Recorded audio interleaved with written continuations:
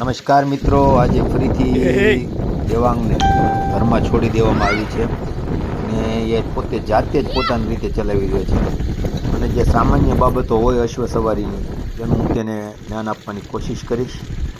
હાલ સાંડીશ બધા હાલમાં પાછ તાણી રાખીએ છે તાણેલી રાખેલી હાલમાં હાલે.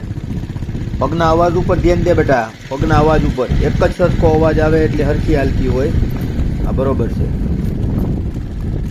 લગામ તું જે ખંભે રાખશો ને આદત ખોટી જ બધા તારી.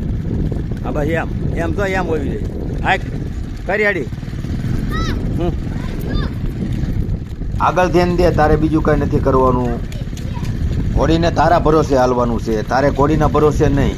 ધીમી રાખજે, તાણી રાખ, લગામ છે.